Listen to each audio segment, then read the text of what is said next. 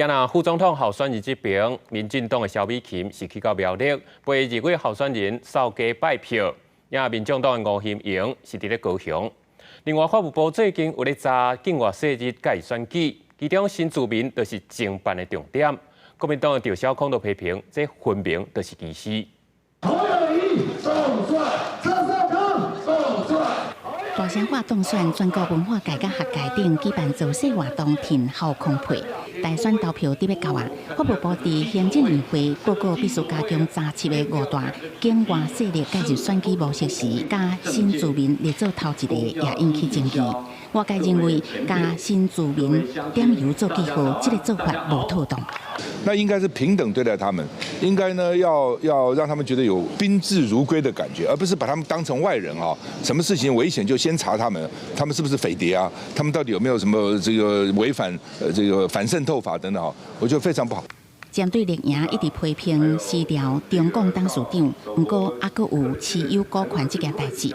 赵少康是搬出郭台铭是鸿海董事，张忠谋是台积电董事，不过2个人也是有这个公司的股份，讲中共的股份都是家己的投资。剩下9天要投票了，让美德赢台湾。民进党萧美琴再去到南营优势选区苗栗，陪2位候选人车队拜票。萧美琴表示，苗栗甲较早捌服务过的花莲正共，也希望台湾整体资源会当平衡发展。那苗栗是跟我过去服务的花莲一样，有很多类似的地方，我们都希望台湾整体的资源能够有更均衡的分配以及更均衡的发展。那我们更希望苗栗可以看到年轻世代。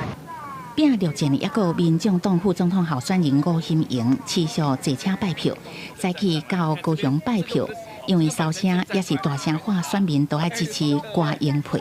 感觉到自己这24小时来，民众的这个热情，年轻的家庭啊，爸爸妈妈带出小朋友来，跟我们一起合照，然后叫我们说一定要拼下去。专业催票，吴欣盈讲，这是一场三卡都的选战，希望大家投新鲜的一票，爱民众打破压力，做国家的主人。记者综合报道。